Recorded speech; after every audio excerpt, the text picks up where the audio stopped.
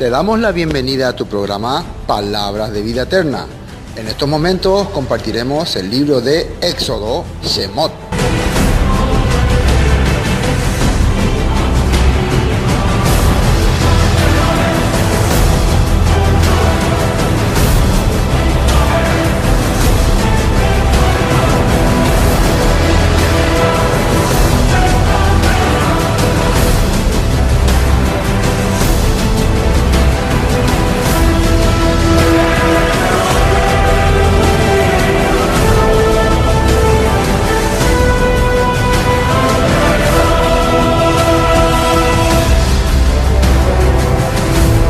Libro segundo de Moisés. Éxodo, capítulo 3. Éxodo capítulo 3, ¿no? Éxodo capítulo 3. El capítulo 2 había terminado cuando el pueblo estaba clamando a su Dios. En el 23 dice: aconteció que después de muchos días murió el rey de Egipto, y los hijos de Israel gemían a causa de la servidumbre. Y clamaron a su Dios, y subió el clamor de ellos con motivo de su servidumbre. Y oyó Elohim el gemido de ellos, y se acordó de su pacto con Abraham, Isaac y Jacob. Miró Elohim a los hijos de Israel y los reconoció. Este momento que ellos están empezando a gemir es porque el nuevo faraón que entró, que era el hijo del faraón que mandó matar a todos los niños, que según la historia dicen que es el rey Seti, y el que está ahora como rey es Ramsés, y se cree por la historia y por los acontecimientos que Moisés se crió con Ramsés y que se conocían ellos. Inclusive que había disputa entre ellos por el trono, había rivalidades como sale así en la serie que solemos ver, ¿no? Esos son partes de la historia que se comentaron, se creen.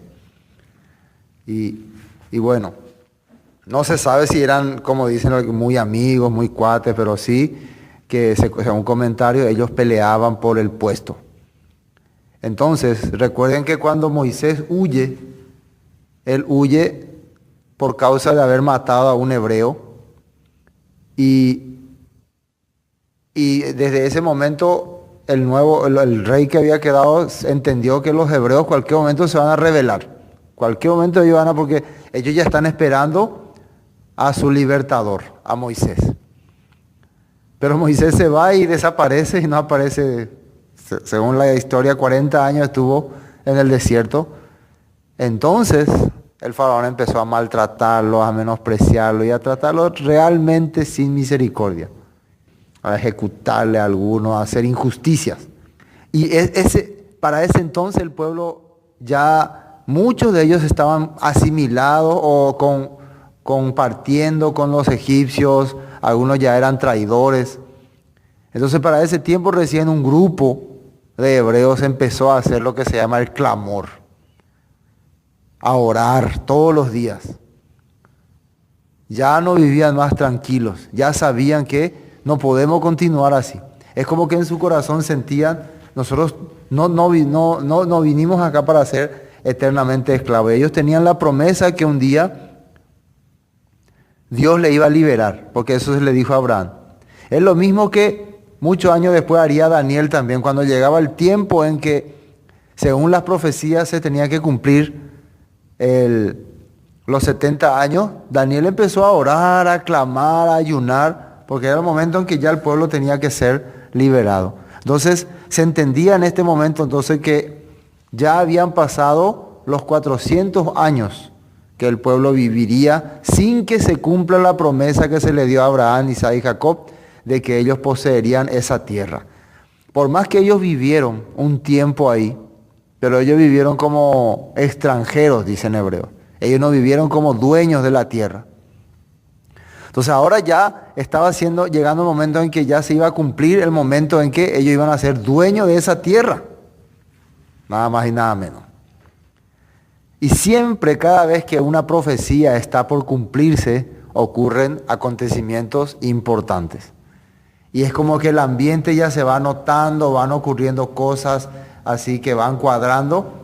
Por eso es que nosotros también pensamos que en estos tiempos son los últimos tiempos.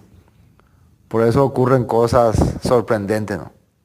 Y siempre se relaciona con la tierra de Israel. Siempre tiene que ver con Israel. Bueno, así entonces el pueblo gemía, clamaba, buscaba. La misma cosa hicieron en época de Yeshua, cuando la gente en ese tiempo sabía que era el momento en que se había profetizado que iba a venir el Mesías. Lo había profetizado Isaías, lo había profetizado Daniel. El Mesías está viniendo. Entonces ya la gente clamaba, gente como, ¿cómo se llamaba? Simeón, también como Natanael. La Biblia dice que él era un hombre que se pasaba estudiando las profecías de la Escritura y por eso él sabía que el Mesías iba a venir. También una profetisa, ¿cómo se llama? Ana, ¿no? Profetisa que estaba en el templo. Todas esas personas sabían que ya iba a llegar el momento. Entonces ellos pasaban enseñando, clamando estas cosas. Ahora, entonces, ¿cómo comienza el capítulo 3? Apacentando Moisés las ovejas de Yetro, su suegro, sacerdote de Madián, llevó las ovejas a través del desierto y llegó hasta Oret, monte de Elohim. Ese es el monte que también se llama monte Sinaí, donde Dios le iba a entregar, ¿qué le iba a entregar al pueblo? Las tablas de la ley. En ese lugar le va a entregar las tablas de la ley. Entonces, por esa región le estaba haciendo recorrer Dios a Moisés. Moisés recorría siempre esa zona. Entonces podemos entender que había un propósito para que Moisés tenga que ir al desierto. Él cuando se dio cuenta que era hebreo, cuando se dio cuenta que su pueblo estaba esclavizado, él tenía poder, tenía, ¿cómo se dice?, estrategia militar, tenía juventud. Y también era como todo levita, muy expulsivo, por eso directamente le mató a ese egipcio, ¿no? Porque Jacob había dicho por Leví, ¿qué había dicho Jacob por Leví? Que era hombre fiero, ¿no? Así dijo, ¿no? Hombre impulsivo. Bueno, en ese tiempo todos esos caracteres tenía Moisés. Decidido para pelear, él era comandante de batallas, él era constructor, estratega. Tenía toda la capacidad para dirigir un ejército, para pelear. Pero ¿qué es lo que no tenía Moisés según el punto de vista de Dios? Dos cosas muy importantes. Uno, humildad. No era una persona humilde. Después de haber sido criado 40 años por los egipcios como todo un príncipe, ¿qué humildad lo que vas a tener? Después de humilde, soberbio, orgulloso, se sentía el poderoso.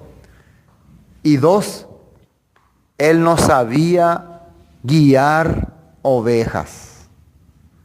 Él no sabía guiar ovejas. Guiar, cuidar, tener paciencia. La oveja le condena paciencia. Behuecatú, aún así rebelde. Y como vos sos todo un príncipe, una persona de macanea, ejecútenlo. Peyucá. Así nomás ordenaba. O sea, ese tipo de líder no iba a ser bueno para Israel.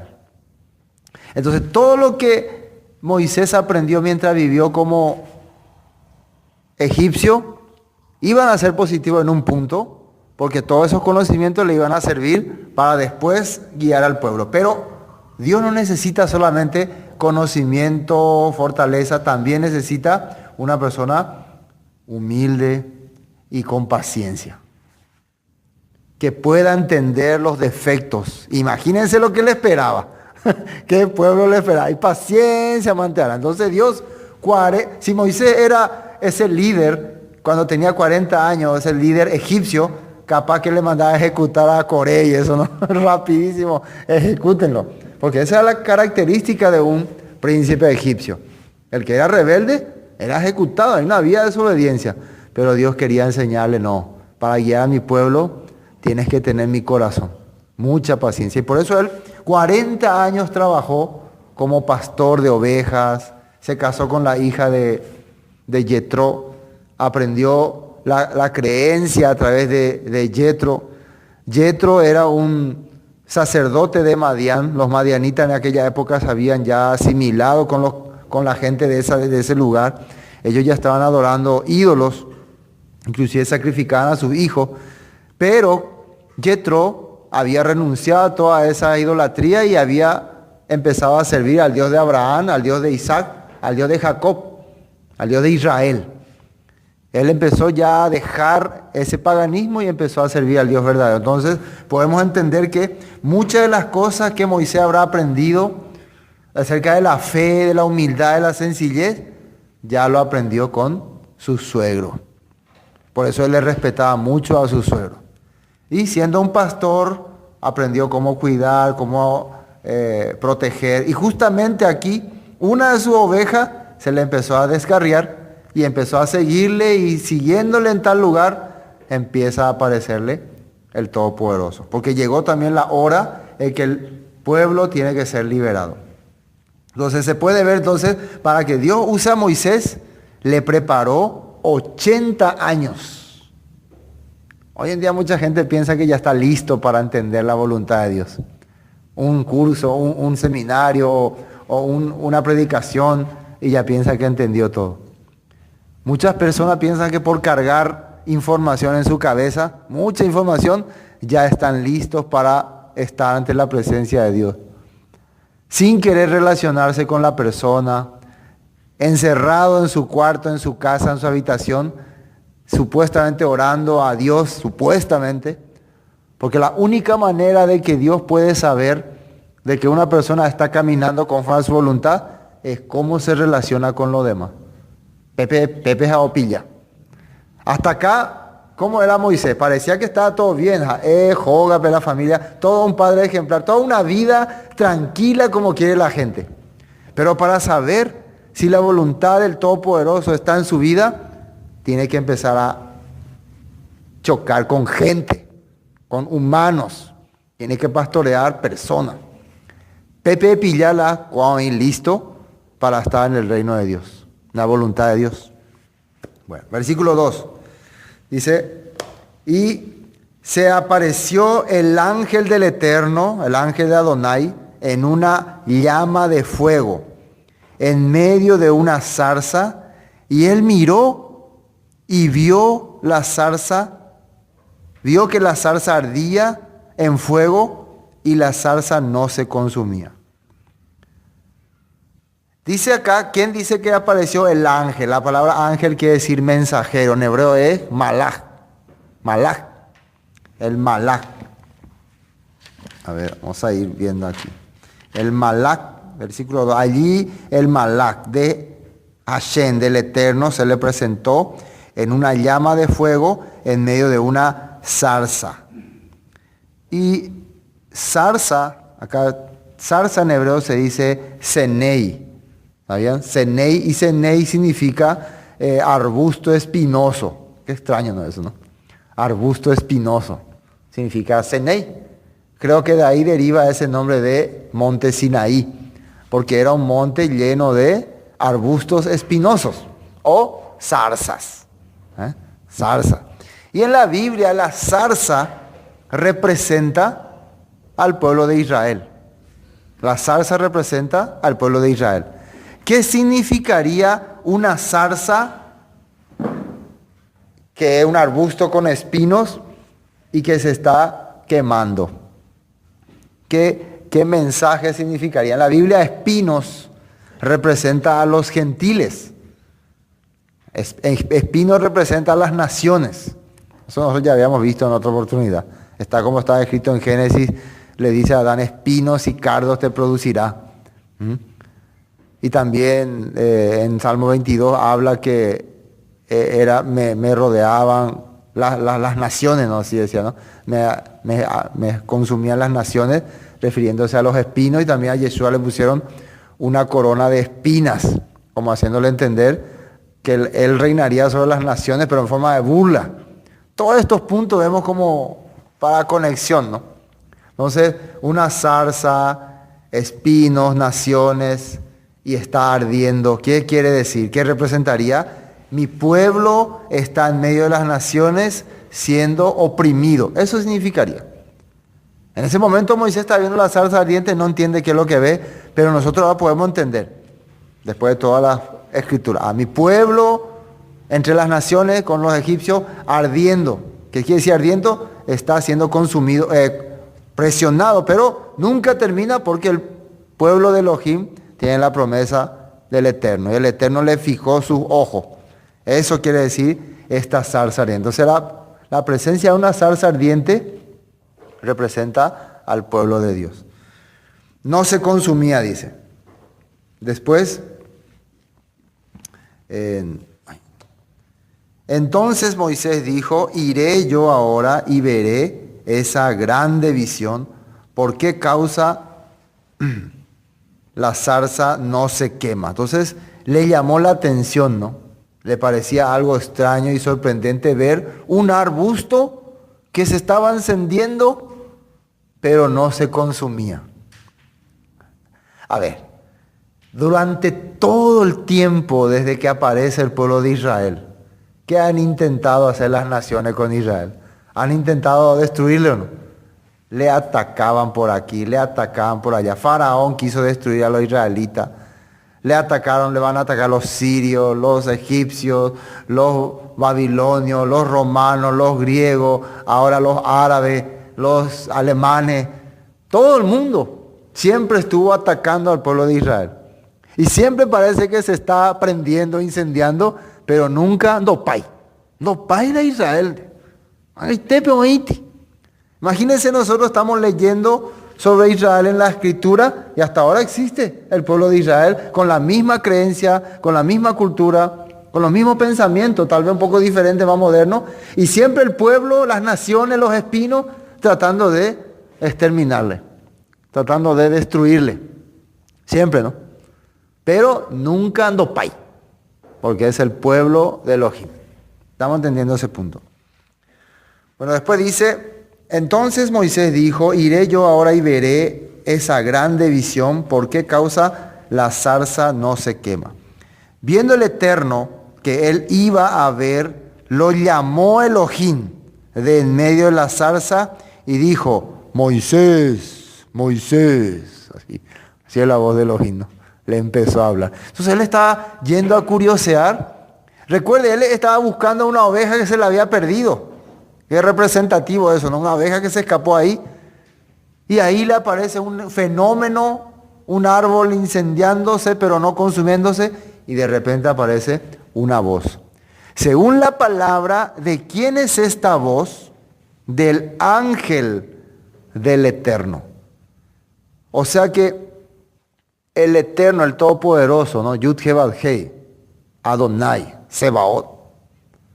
Él, ¿dónde está? El Eterno, ¿dónde está? ¿Dónde mora? ¿Dónde vive? ¿En la tierra o en los cielos? En el cielo, ¿no? ¿Y cómo puede estar ahora acá? Por eso siempre Dios se ha manifestado. Él no ha descendido nunca así. Hoy vine acá. Cuando dice descendí, quiere decir que es como sus representantes. Por eso hay que entender muy bien. Él nunca salió de su lugar, del cielo, ¿no? Pero siempre se ha manifestado. Entonces lo que nosotros escuchamos, vemos, oímos, siempre son sus manifestaciones. Lo que en la Biblia en hebreo también se dice, su Shekinah, su gloria, ¿sí o no? Sus representaciones. A través de ángeles, profetas, mensajeros, mesías, ungidos. El mismo Yeshua es una representación del Todopoderoso físicamente. Él físicamente es su representación. Pero Él siempre ha estado en el cielo.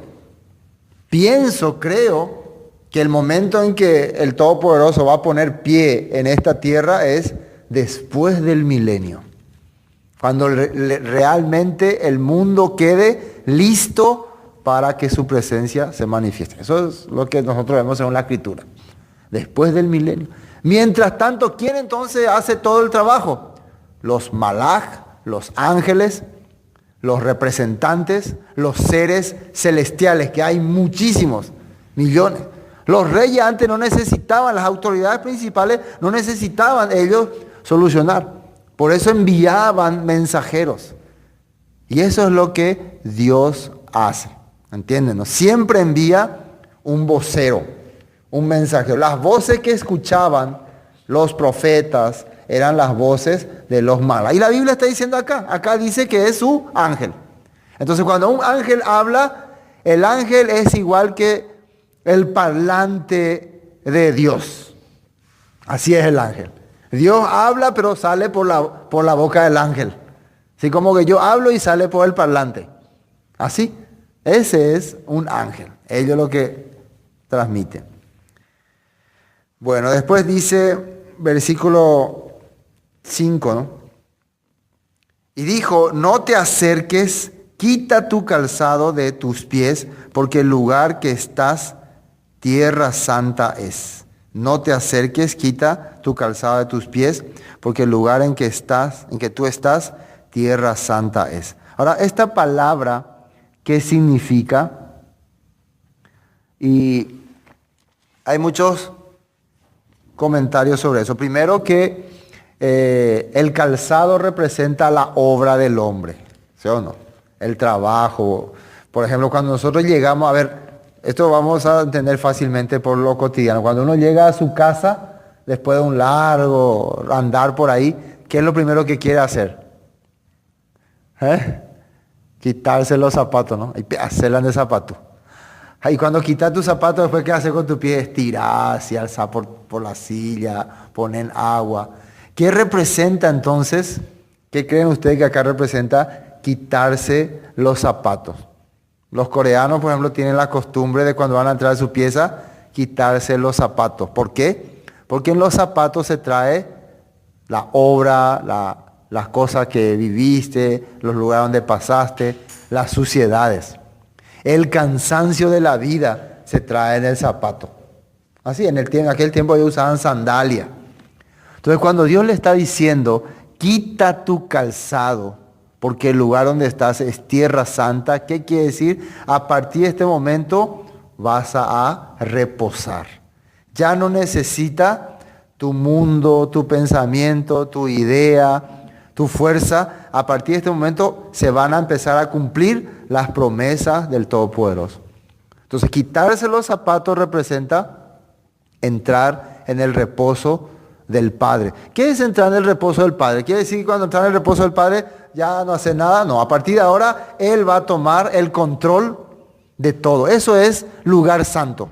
¿Qué es un lugar santo? Un lugar apartado. ¿Apartado de qué? Apartado del mundo, apartado del sistema, apartado de Madián, de Egipto, apartado de todas cosas. A partir de ahora solamente va a funcionar los planes de Dios, de Elohim. Eso le está diciendo a Moisés. Y esto es muy importante porque ¿a quién también se le dijo, quita tus zapatos? A ver, Josué capítulo 5, vamos a mirar. A Josué también se le dijo, y vamos a mirar en qué momento era que se le dijo. Josué capítulo 5, versículo 15. En este momento ellos están a punto de entrar en la tierra de Jericó. Imagínense, después de 40 años otra vez. ¿Cómo tiene la similitud, no? 40 años Josué de caminar por el desierto, de pelear con los cananeos, de soportar muchas penurias. Ya murió Moisés, Josué tomó el puesto. Ahora Josué está listo para entrar a la tierra prometida y una vez más le aparece un malaj, un representante del Todopoderoso. ¿Y qué le dice? Vamos a ver el versículo 15, ¿no? Desde el 13 vamos a leer. Estando Josué cerca de Jericó, alzó sus ojos y vio un varón que estaba delante de él, el cual tenía una espada en su mano, y Josué yendo hacia él le dijo, ¿eres de los nuestros o de nuestros enemigos? Un varón quiere decir listo para el combate. Pero el varón tenía esa espada, ¿no? Listo para el combate. ¿Qué le está queriendo hacer entender a Josué? Llegó la añonainota, ¿sí o no? A partir de ahora va a ser todo conforme a mi dirección. ¿Cómo se presenta este varón? Fíjense cómo se presenta. Dice, él respondió, versículo 14, no más, como príncipe del ejército del Eterno he venido ahora. Entonces Josué, postrándose sobre su rostro en tierra, le adoró y le dijo, ¿qué dice mi señor a tu siervo? Y el príncipe del ejército del Eterno respondió a Josué, quita el calzado de tus pies, porque el lugar donde estás es Kadosh. Y Josué así lo hizo. Y ahí termina. ¿Qué quiere decir? A partir de este momento va a trabajar el príncipe del ejército del Todopoderoso. Alan de Zapatú. Descansado. Reposa. Imagínense, está a punto de entrar a Jericó, tiene un enorme muro. ¿Cómo vamos a derrumbar? Ellos no tienen catapulta, no tienen buena arma. ¿Cómo vamos a invadir ese país? A partir de ese momento le dice, ya se cargo de Putuú. Entonces quitarse los calzados es reposar, descansar de toda obra. Eso significa. Volvamos a Éxodo 6, ¿no? 6, versículo 6. Y dijo, yo soy el Elohim de tu padre, Elohim de Abraham, Elohim de Isaac y Elohim de Jacob. Fíjense cómo se presenta. Soy el Todopoderoso de tu padre. ¿Y quiénes son sus padres? Le dice Abraham, Isaac y Jacob. Siempre vamos a ver en la Escritura que cuando el Todopoderoso se presenta como Dios de Abraham, Isaac y Jacob.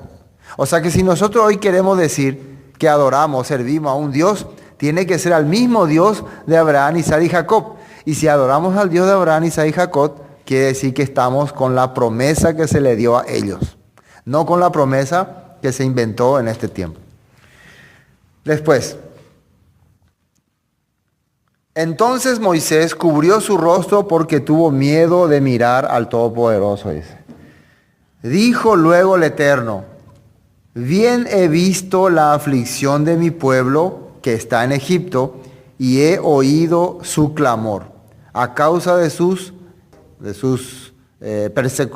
acá dice, dijo Hashem, en efecto, vi el sufrimiento de mi pueblo en Egipto, escuché su clamor por culpa de sus capataces, dice. Y sé muy bien de sus padecimientos. Capataces, ¿no? Las personas que le controlan, le manejan. También en otra parte eran como ayos o cuidadores. Eran sus cuidadores que le cuidaba a su pueblo. Pero ellos le están ya maltratando. Es como decir, yo le encargué a alguien, a mi hijo, para que le cuide, le críe, pero ellos ya le están maltratando, así que voy a tomar carta en el asunto, cosas así. Dice, y he oído su clamor a causa de sus capataces, pues he conocido sus angustias. Y esto es muy importante porque la Biblia nos está haciendo entender que cuando su pueblo clama, cuando su pueblo pide, Él ve nuestro clamor. Cuando yo estoy en una situación difícil, cuando yo estoy en una situación de tristeza, de dolor, de angustia, y yo clamo al Todopoderoso, ¿Él no me escucha o me escucha? La Biblia dice que Él escucha. Él escucha la oración de su pueblo.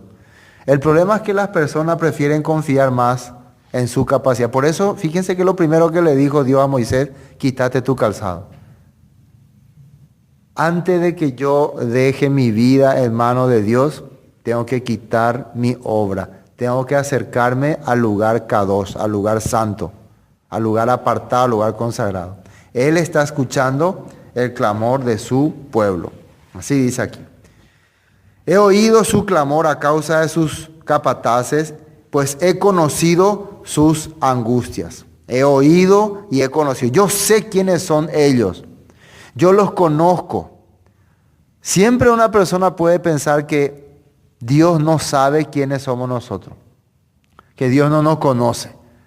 Entonces, ¿cómo puede ser? Si somos su pueblo, si somos descendientes de Abraham, Isaac y Jacob, si estamos orando, pidiendo que sus promesas se cumplan, Él inmediatamente nos reconoce. Ahora, si yo estoy orando, pidiendo en el nombre de Betel, en el nombre de Buenas Nuevas, en el nombre de Adventismo, Testigo de Jehová, tal vez no me conozca. ¿Sí o no? En el nombre de la Iglesia Católica, en el nombre del Padre, del Hijo, del Espíritu Santo. Pero si yo en el nombre del Dios de Abraham, Isaac y Jacob clamo, lloro, sufro, ayuno, me arrodillo, Él escucha mi aflicción, según la Escritura.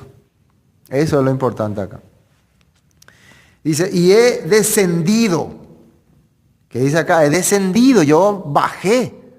Pero refiriéndose a su voluntad, ¿no?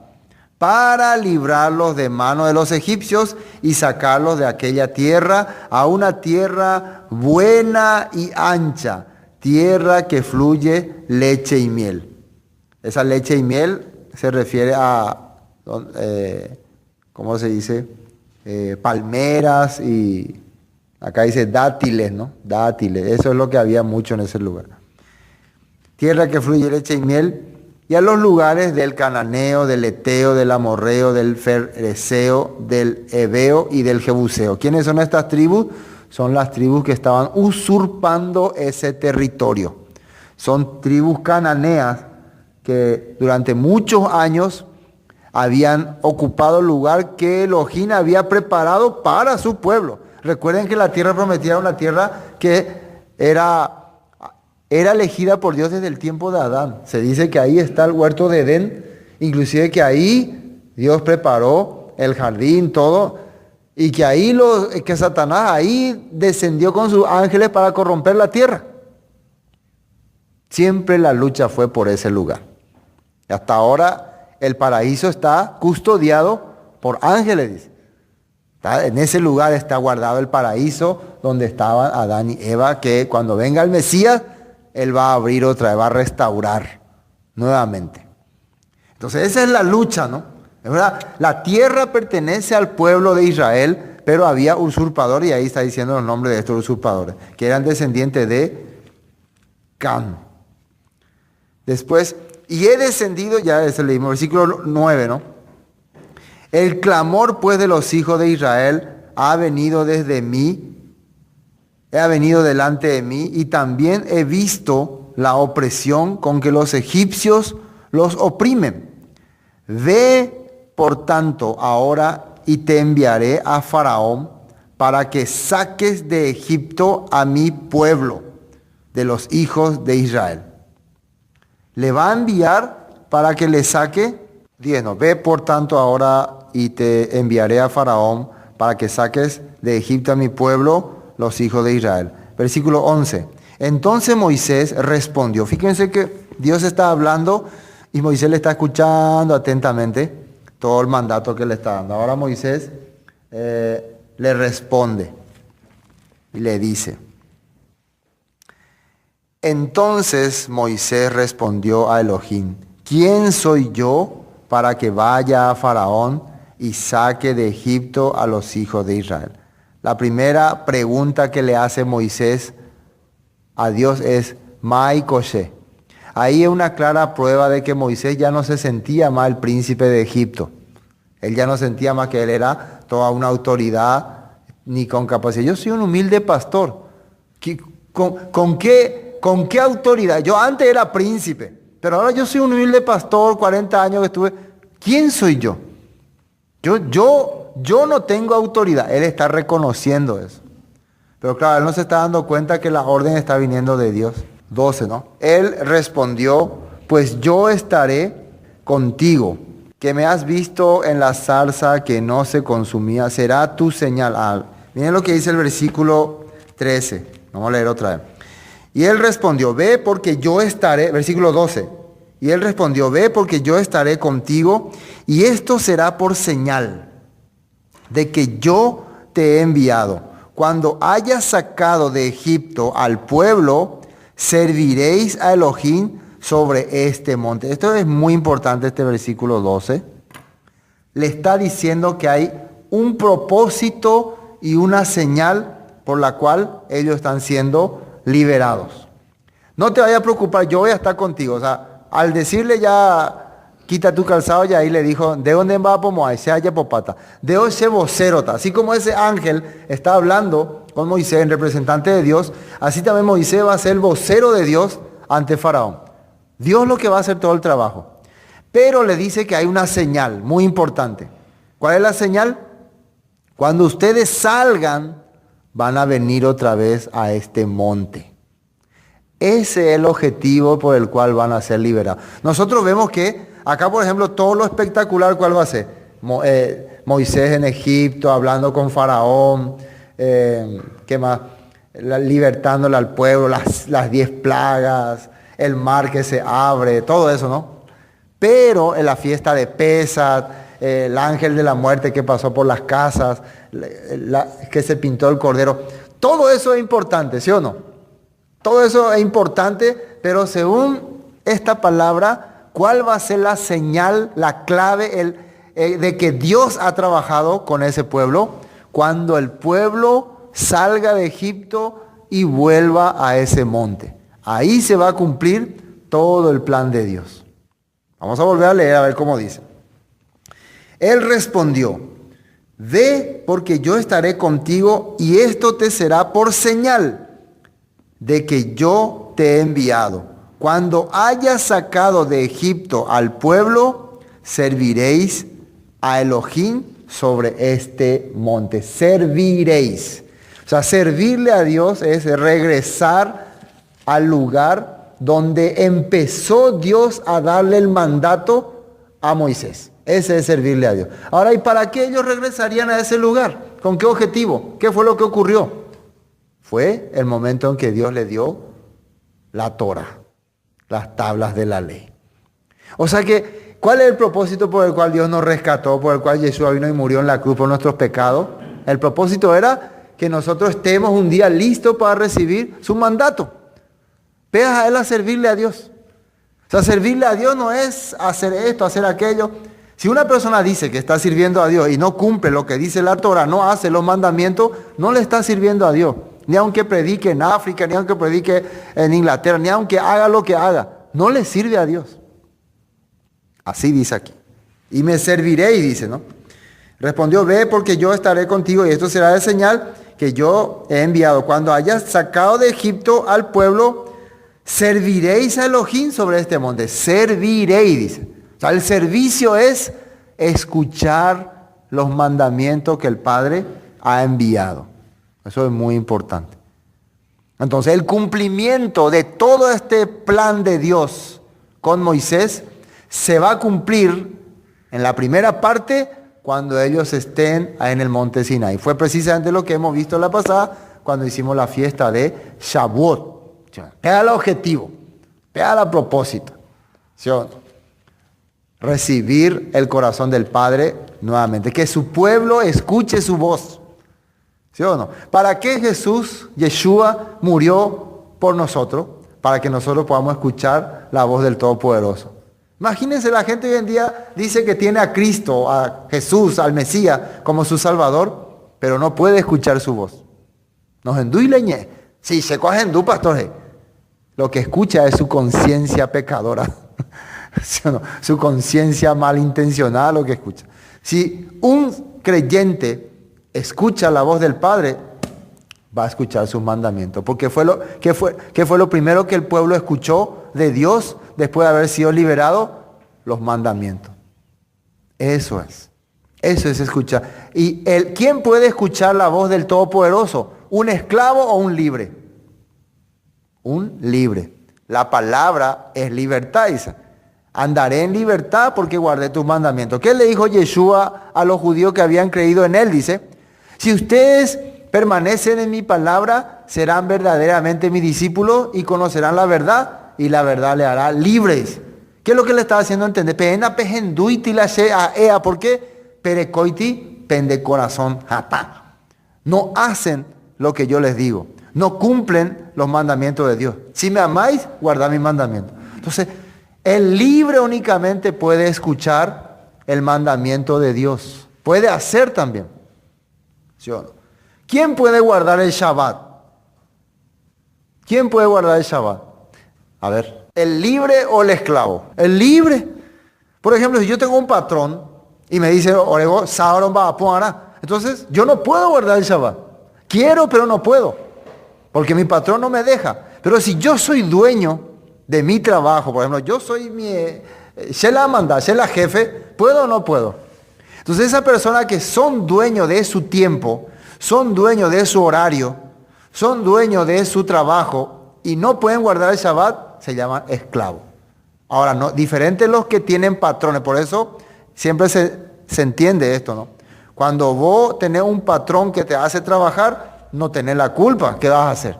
Pero cuando vos podés decidir no hacer y decidir trabajar, sos un esclavo entonces.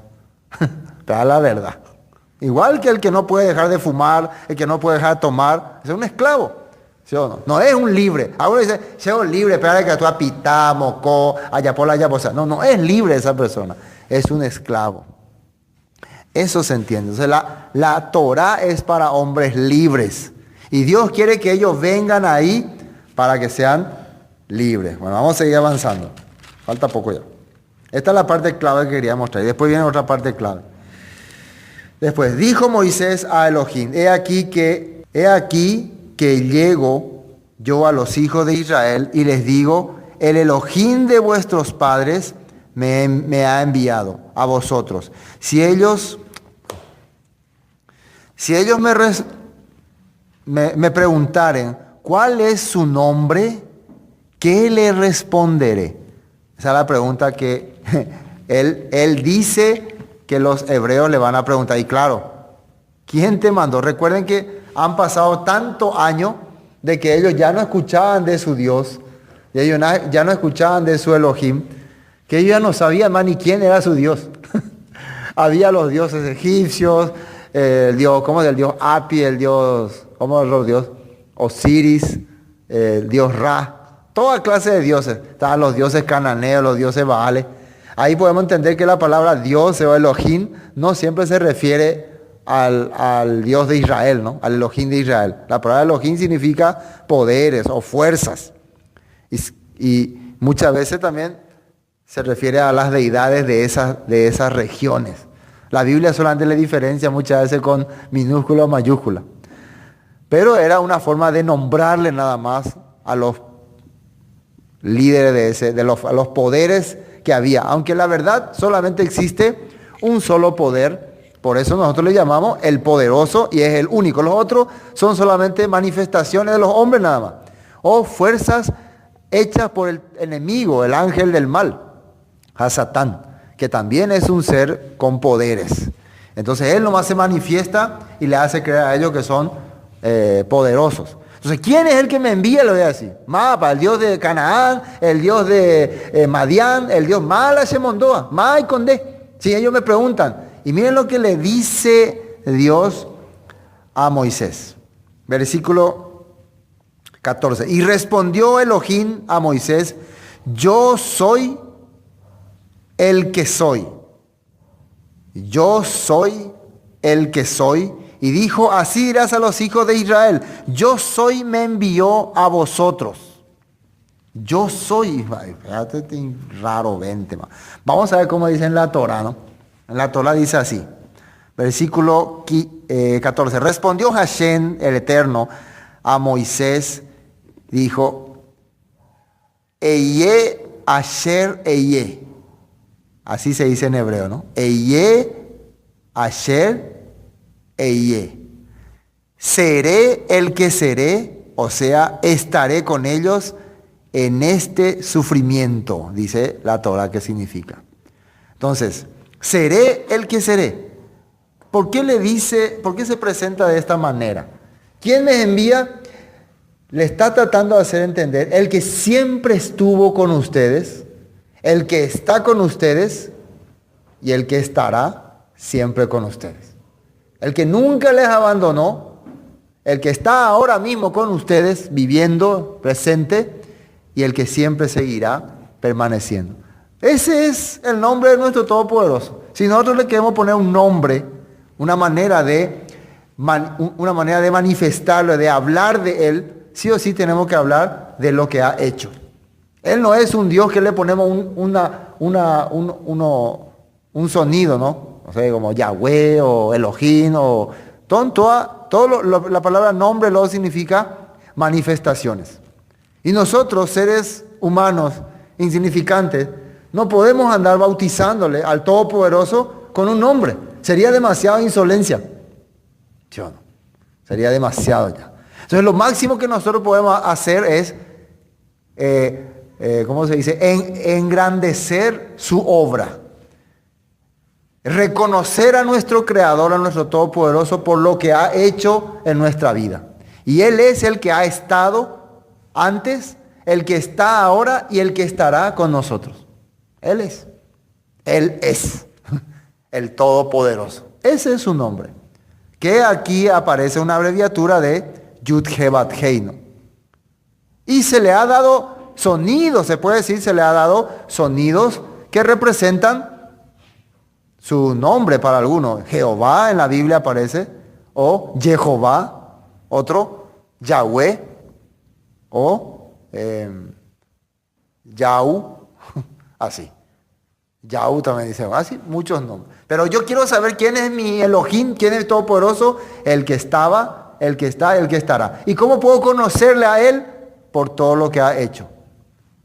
Y por eso van a fijarse ustedes cuando Elohim le dice a Moisés, para que les diga quién es, le dice, el que era, el que es y el que será, te envía. El que es, te envía, le dice. Y miren cómo le va a decir que Él es presente.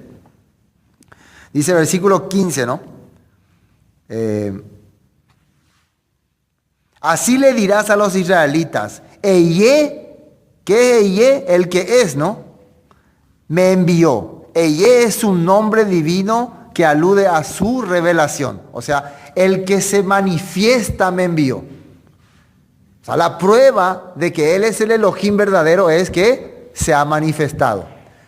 ¿Se acuerdan de todas las deidades que había alrededor? Ellos nunca se manifestaban, nunca hacían nada. Oh, ayúdanos. Cuando Elías le decía, háblale a su Dios, tal vez está durmiendo. Nunca hacían nada. Entonces, el Elohim que se manifiesta, que hace presencia, ¿y cómo va a hacer presencia? Con señales. Por eso eran las señales, por eso eran los prodigios, por eso eran los milagros. Yeshua cuando vino, ¿cómo se manifestó a su pueblo? Con señales, con manifestaciones. Por eso Él podía decir, no crean en mí, no me crean en mí, crean en las obras que yo hago. Al creer en las obras, ¿en quién estarían creyendo ellos? Estarían creyendo en el Todopoderoso. ¿Sí o no? Por eso Él hacía obras, hacía señales, alimentaba a 5,000 personas, hacía calmar las tempestades, resucitaba a los muertos. Señales increíbles. Bueno, además Elohim le dijo a Moisés, diles a los israelitas, el eterno Elohim de tus antepasados. Fíjense cómo le dice, el eterno Elohim de tus antepasados. Acá dice, además dijo Elohim a Moisés, así dirás a los hijos de Israel, el Señor, el Elohim de vuestros padres, el Elohim de Abraham, Elohim de Isaac y Elohim de Jacob, me ha enviado a vosotros. Este es mi nombre para siempre, con él se me recordará por todos los siglos. Acá dice que se le tiene que recordar con este nombre. ¿Cuál nombre? Elohim de Abraham, Elohim de Isaac, Elohim de Jacob. Quiere decir que el que trabajó con Abraham, el que trabajó con Isaac, el que trabajó con Jacob, es el que me está enviando. El que le dio la promesa a Abraham, el que le dio la promesa a Isaac, el que le dio la promesa a Jacob, me está enviando. Por eso, como yo le decía, si nosotros queremos hablar de un nombre, tenemos que hablar de Abraham, Isaac, Jacob y todo lo que se ha manifestado. No simplemente darle un título, darle un sonido, sino es acción. Nombre significa acción. Vamos a ver lo que dice en algunas partes de la Biblia referente a este punto del nombre. Apocalipsis, vamos a ver, Apocalipsis 1:8. Fíjense cómo dice ahí. Ahí aparece el mismo nombre, Apocalipsis 1:8. Dice, yo soy el Aleph Taf, principio y fin, el eterno, el que es y el que era y el que ha de venir, el Todopoderoso. Así aparece, ¿no? Cuando se le aparece a Juan la presencia del Mesías, le habla que Él es el Aleph, está al principio, el fin, y el que es, el que era y el que será. Es la misma palabra que está acá en Éxodo, pero hay que entender que Elohim, el Todopoderoso, nunca se ha manifestado personalmente, ¿sí o no? Porque uno diría, entonces Jesús es Dios. No. ¿Quién es Yeshua? Él es la manifestación del Todopoderoso. ¿Quién eran los ángeles que aparecían? Era la manifestación del Todopoderoso. Siempre ellos han sido la manifestación del Todopoderoso. Eran los voceros, eran la voz. Y Yeshua era el principal, por eso él era su hijo. O sea, acá está apareciendo quién es Elohim de Israel. ¿Cuál es su nombre? El que era, el que es y el que será. Amén. Ahora miren lo que dice acá en, Éxodo 9:16. Éxodo 9:16. Vamos a Éxodo un ratito. Un poco sobre el nombre. Éxodo 9:16. Y a la verdad yo te he puesto para mostrar en ti mi poder y para que mi nombre sea anunciado en toda la tierra. Eso le está hablando acá. Al faraón le está hablando. Quiere decir que el faraón, la autoridad del mundo, está ahí para que el nombre del Todopoderoso sea anunciado, dice, para que sea conocido. O sea, la dureza del faraón, todo lo que el faraón está manifestando es ¿para qué? Para que se le conozca al Dios Todopoderoso. Entonces, recuerden que le dijo, el Dios de Israel quiere que saque a tu pueblo. Yo no le conozco a ese Dios, dijo él, ¿no? Bueno, ¿cómo le va a conocer? Por lo que va a hacer, por la obra que va a hacer. Así le va a conocer. ¿Entienden ese punto? Otro, Sofonías 3:9. Sofonías 3:9. Esto es lo que dice un profeta que va a ocurrir en los últimos tiempos. Sofonías 3:9. Cuando el pueblo estaba en rebeldía, esta palabra le vino a Sofonías. Dice, en aquel tiempo, en los tiempos en que se ha restaurado nuevamente Israel, dice, devolveré yo a los pueblos pureza de labios, para que todos invoquen el nombre del Eterno, para que sirvan de común consentimiento. Acá dice que en los últimos tiempos el hombre va a poder pronunciar, va a poder hablar otra vez la presencia del Todopoderoso. Ahora, ¿cómo es eso? ¿Será que lo que va a ocurrir es que, muchas veces la persona dice que en este tiempo se está ya mencionando el nombre verdadero? Por eso hay muchas organizaciones que dicen, yo tengo el nombre verdadero, yo tengo el nombre verdadero. No, yo tengo el nombre verdadero. Pero lo que yo entiendo es, si nombre es manifestación, si nombre es obra, acciones, lo que era, lo que es y lo que será, ¿qué es lo que va a ocurrir en los últimos tiempos? En los tiempos finales, el pueblo va a empezar a hablar, como dice en Hechos, las maravillas de Elohim. Va a empezar a mencionar su poder, su ley, su Torah, va a empezar a alabarle otra vez, va a empezar a cantar el cántico de Moisés, va a empezar a clamar otra vez como al principio. Va a dejar de nombrar dioses paganos, va a dejar de honrar a deidades falsas y va a empezar a alabar al Todopoderoso. ¿Y cómo eso? Contando las historias del pueblo, enseñando la Torah a su hijo, guardando los días de reposo. Eso va a hacer, va a cantar y va a orar como antes. Eso va a ocurrir en los últimos tiempos. ¿Están captando, no? Después, Isaías 52:6. Isaías 52:6.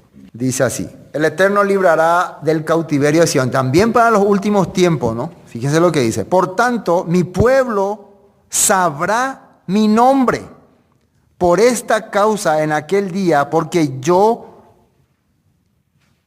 mismo que hablo, he aquí estaré presente.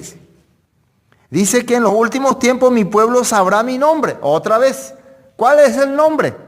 Jehová, Yahvé, Yahweh, el Eterno, Elohim.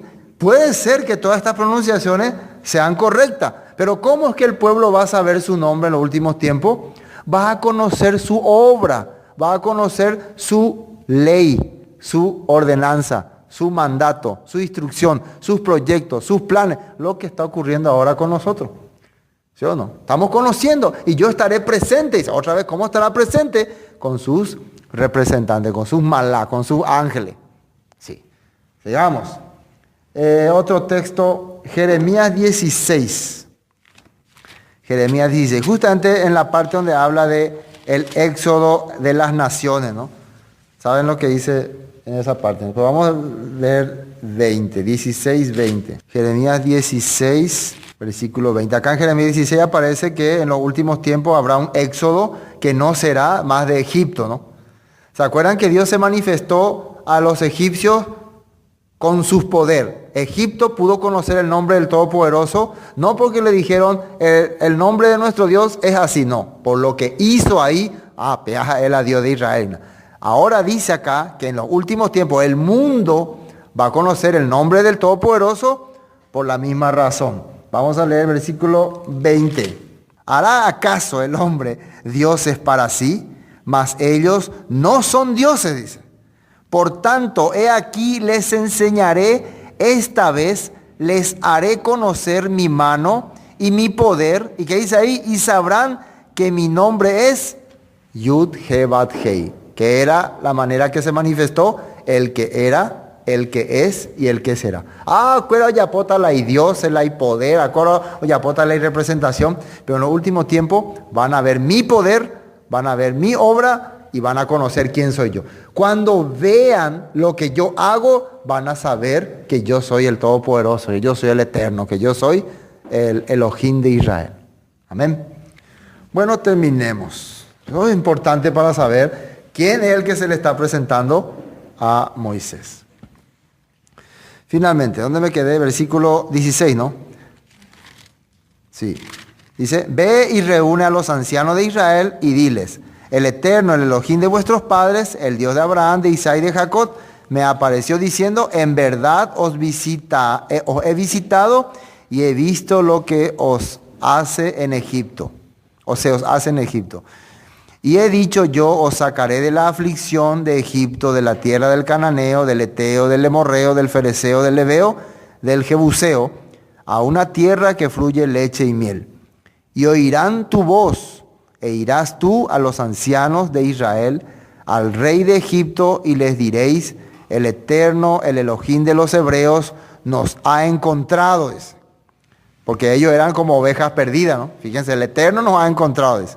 Por tanto, nosotros iremos ahora camino de 3 días por el desierto para que ofrezcamos sacrificios al Eterno nuestro Elohim. Este camino de 3 días era una sombra de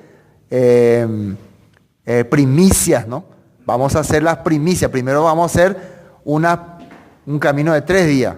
Representa la resurrección de Yeshua. Para finalmente ir a Shavuot. Mas yo sé, fíjense lo que dice diciendo, mas yo sé que el rey de Egipto no dejará ir, sino que por mano fuerte. El rey de Egipto se va a endurecer, dice, o sea, no va a ser fácil la liberación. Hatata Faraón. Después que dice, pero yo extenderé mi mano y heriré a Egipto con todas mis maravillas que haré en él. Y entonces os dejará ir. Yo me voy a manifestar ahí. Y miren lo que dice acá, y yo daré a este pueblo gracia en los ojos de los egipcios, para que cuando salgáis no vayáis con las manos vacías, sino que pedirá cada mujer a su vecina y a su huéspeda alhajas de plata, alhajas de oro y vestidos, los cuales pondréis sobre vuestros hijos y vuestras hijas, y despojaréis a Egipto. El mundo, Egipto representa al mundo. En los últimos tiempos, aunque ellos están menospreciando al pueblo de Israel, aunque ellos están menospreciando al pueblo elegido, en los últimos tiempos ellos van a decir, Pengo había sido la verdadero hijo de Dios. Orero con ustedes estamos muy contentos. En los últimos tiempos va a ocurrir así. Al final los egipcios ya le tenían terror a los hebreos. Ya no le tenían terror ni a Faraón ni a sus dioses. Los hebreos son los que son poderosos. Y empezaron a darle muchas joyas. ¿Y las joyas para qué eran? ¿A quiénes se le dan joyas? A las personas importantes. Generalmente se le da joyas, se le regala alhajas a las novias, a las que van a tener un compromiso importante. Quiere decir que a partir de ese momento Israel cambió de estatus, de ser sierva, de ser esclava, ahora es una novia, ¿sí o no? Los egipcios, el mundo le está reconociendo como alguien importante. ¿Por qué? Por causa de su Dios. Su Dios le ha hecho a ellos gente importante. ¿Se acuerdan que cuando había las plagas a los egipcios les afectaba y a los hebreos nada no le pasaba? Miren ustedes lo que pasó al pertenecer al pueblo de Abraham. El mundo le han considerado como persona especial, merecen joyas. Entonces, ¿es un pecado tener joyas? Arito, cadenilla. No, es pecado. Algunas iglesias no quieren que se use, ¿no? Joyas. Acá los hebreos usaban. Y para ponerlo, dice, sino que pedirá cada uno a su vecina, a su huéspeda, alhajas de plata, alhajas de oro y vestidos, los cuales pondréis sobre vuestros hijos, dice, y vuestra hija, y despojaréis a Egipto. Para ponerle el vestido lindo, ya no van a usar más vestido de esclavos, van a usar buen traje, buena ropa. Dios quiere cambiar el corazón. Eso es lo que se le está diciendo a Moisés. Recuerden aquí, recién Moisés está recibiendo la orden. Ahora en el capítulo 4, Moisés va a reaccionar de una manera un poco extraña, ¿no? Como que no le gustó la idea. Acá Dios le dice todo lo que tiene que hacer, inclusive le dice todo lo que va a ocurrir, pero él como que no está tan de acuerdo porque no se considera digno. Pero eso vamos a ver el próximo capítulo. Y hasta aquí vamos a compartir.